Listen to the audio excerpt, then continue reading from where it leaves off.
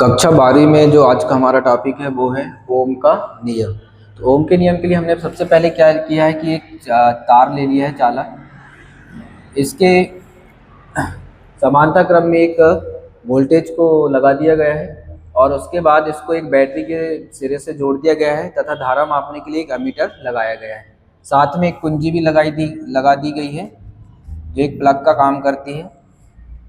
अब जैसे ही हमने इस चालक तार में क्या करेंगे, बैटरी लगाएंगे तो क्या होगा, विभवांतर उत्पन्न हो जाएगा। तो ओम का नियम क्या कहता है कि जब चालक के सिरों पर विभवांतर आरोपित किया जाए, जब चालक के सिरों पर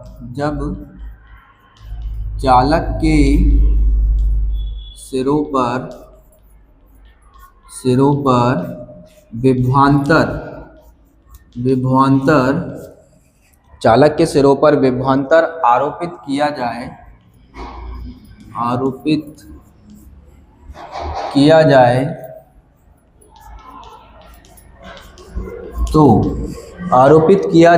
तो इसमें प्रवाहित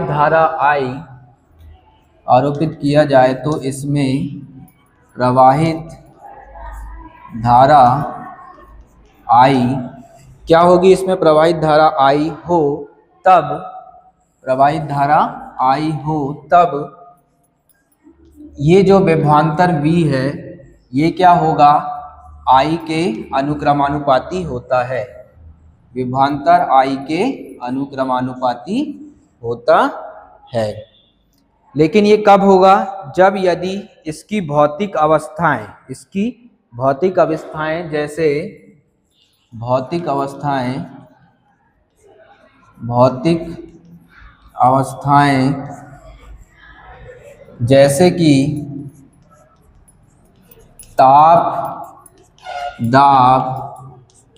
जैसे कि ताप दाब लंबाई व अनुप्रस्थ काट क्षेत्रफल कैसे होना चाहिए, नियत हो। तो ओम का नियम क्या कहता है, जब चालक के सिरों पर विभवांतर V आरोपित किया जाए तो इसमें प्रवाहित धारा क्या हो, I हो, तब V जो है अनुक्रमानुपाती होता है I के। लेकिन इसकी जो भौतिक अवस्थाएं हैं जैसे कि ताप दाब लंबाई व अनुप्रस्थ काट का क्षेत्रफल कैसा होना चाहिए, नियत होना चाहिए। तब ये इक्वेशन बनती है V अनुक्रमानुपाती I। अनुक्रमानुपाती का चिन्ह हटाएंगे तो क्या लेंगे, एक नियतांक लेंगे जिसको बोलेंगे कैपिटल R, और जहां कैपिटल R क्या कहलाता है, प्रतिरोध कहलाता है। क्या कहलाएगा, प्रतिरोध कहलाएगा। और प्रतिरोध का कार्य क्या होता है, धारा के मान में रुकावट डालने के लिए किसका उपयोग किया जाता है, प्रतिरोध का उपयोग किया जाता है। यहाँ से यदि हम प्रतिरोध का मात्रक निकालें तो क्या हो जाएगा, R बराबर हो जाएगा V अपॉन पे I, मतलब कि मात्रक हो गया आपका वोल्ट प्रति एम्पियर। और R का जो SI मात्रक है, प्रतिरोध का SI मात्रक होता है, SI मात्रक क्या है, ओम होता है, जिसको इस चिन्ह के द्वारा दर्शाया जाता है, ये होता है ओम का चिन्ह। तो प्रतिरोध का SI मात्रक क्या होता है, ओम, और सूत्र से क्या निकल के आएगा, वोल्ट प्रति एम्पियर। क्या निकल के आएगा, वोल्ट प्रति एम्पियर। अब यदि इसका ग्राफ देखा जाए, इसका हम ग्राफ ले लें, इसका ग्राफ देखते हैं, बनाएंगे ग्राफ। यदि V और I को ले लें, यहाँ पे V है, यहाँ पे I है, एक सरल रेखा प्राप्त होती है। और सरल रेखा का ढाल है वो क्या होता है, V अपॉन पे I। क्या हो जाएगा, V अपॉन पे I इजिकल टू हो जाएगा R। V अपॉन पे I इजिकल टू क्या हो जाएगा, R।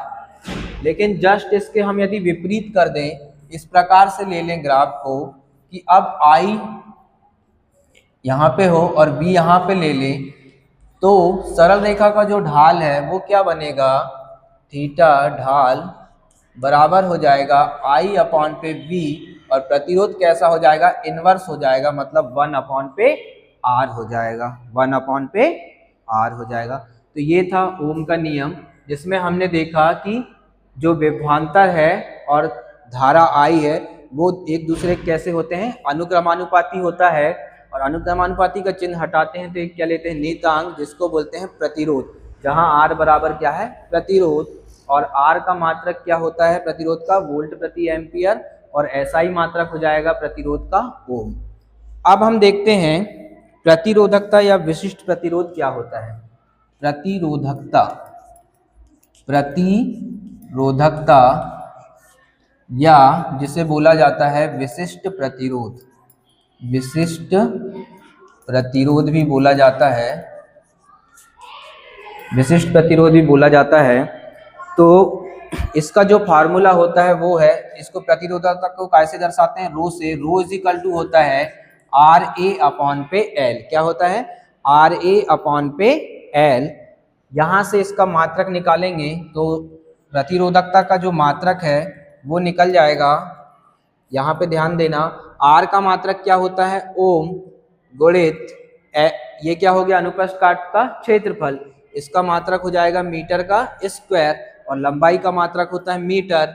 1 m से 1 m कट जाएगा तो R रो का मात्रक जो आ जाएगा हमारे पास प्रतिरोधक का, वो हो जाएगा ओम गुणित मीटर, ओम गुणित मीटर।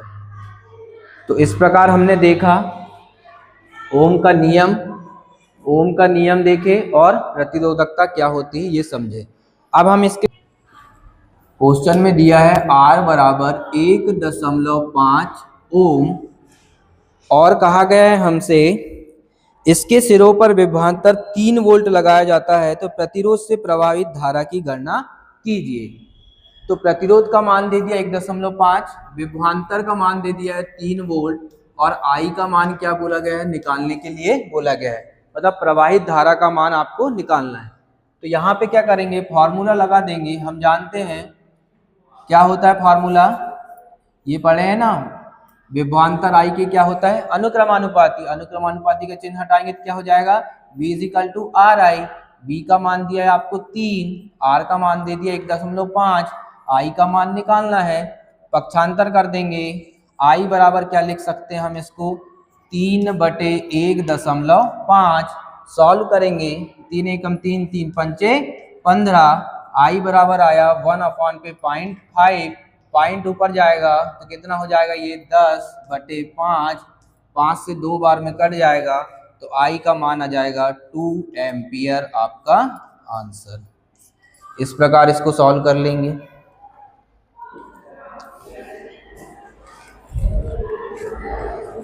ठीक है, तो इस प्रकार के क्वेश्चन आपके एग्जाम में पूछे भी जाते हैं। ओके।